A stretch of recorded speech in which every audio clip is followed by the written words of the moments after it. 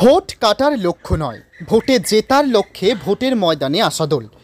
সদুয়েক গাড়ির কনভয় নিয়ে মুর্শিদাবাদের জেলা শাসকের দফতরে মনোনয়নপত্র জমা দিলেন জঙ্গিপুরের বহু চর্চিত সাগরদিঘির বিধায়ক বাইরন বিশ্বাসের মামাতো ভাই নির্দল প্রার্থী আসাদুল বিশ্বাস।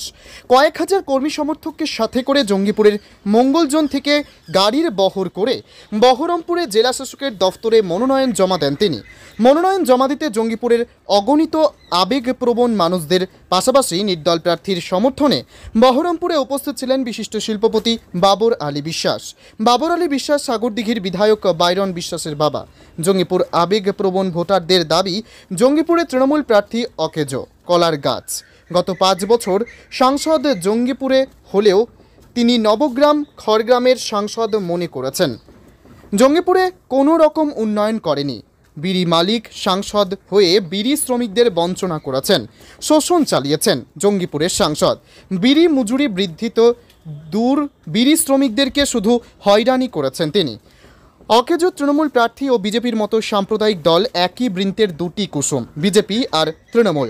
জঙ্গিপুরবাসীর আবেগের প্রার্থী আসাদুল বিশ্বাসের দাবি, গঙ্গা ভাঙন রোধ, পরিযায়ী শাসকদের কর্মসংস্থান, আলিগড় বিশ্ববিদ্যালয়ের নবীকরণ ও বিড়ি শ্রমিকদের সার্বিক উন্নয়নের পাশাপাশি জঙ্গিপুরকে নবরূপে গড়ে তোলা। ভোট কাটতে নয় তৃণমূল, বিজেপি কংগ্রেস হারিয়ে জঙ্গিপুরে জিতবে আমরাই। 4 জুন তা প্রমাণ করে দেব।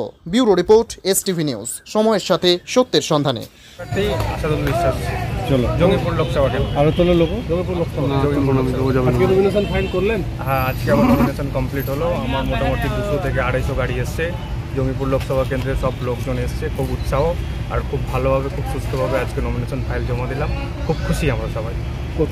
জঙ্গিপুরের মানুষজন খুব খুশি। কোন প্রতীক নিয়ে দাঁড়ালেন আপনি? প্রতীকটা এখনও ঠিক হয়নি, ওটা হয়তো কালকে বা পরশুর মধ্যে পেয়ে যাবো, খুব শীঘ্রই পেয়ে যাবো। ডিএম স্যার বললেন খুব তাড়াতাড়ি পেয়ে যাবো। রাজনীতি আগে করতেন না এবার প্রথম? হ্যাঁ, রাজনীতি আমাদের হয় টুকটাক করে, সেইভাবে মানে করা হয়নি, তবে সমাজসেবী এগুলো করে এসেছি, মানুষের পাশে দাঁড়িয়েছি, গরিব মানুষের পাশে দাঁড়িয়েছি আমরা। কী করেন এমনি ব্যবসা কিছু? হ্যাঁ, এমনি ব্যবসা আছে আমার। কী ব্যবসা? হ্যাঁ, আমাদের অনেক কিছু ছোটো ছোটো ব্যবসা আছে। তো বড় বড় শিল্পপতি দাঁড়িয়েছে, আপনারা ওখানে লড়াই করতে পারবেন ওদের সঙ্গে? হ্যাঁ, অবশ্যই লড়াই করার জন্যই তো দাঁড়িয়েছি। অনেক দিন থেকে দুর্নীতি চলছে জঙ্গিপুরের মানুষজনকে, গরিব মানুষকে বড় বড় মন্ত্রী, যে বড় বড় শিল্পপতিরা চুষে খাচ্ছে, সেই বিরুদ্ধে আমি লড়াই করতে চাই। এই লড়াইটা শুধু বাংলাতে নয়, আমার লড়াইটা হবে দিল্লিতে গিয়ে। আমি দিল্লিতে গিয়ে লড়াই করতে চাই।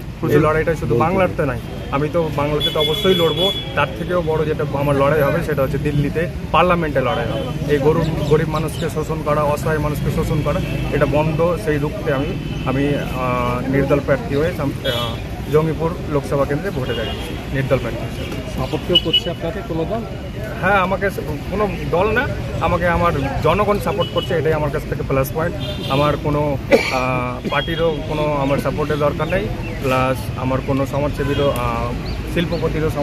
শিল্পপতিরও আমার দরকার নেই সাপোর্টের। আমাকে জনগণ সাপোর্ট করছে, লক্ষ লক্ষ মানুষের ছাড়া পাচ্ছি আমি, এতে আমি খুব খুশি।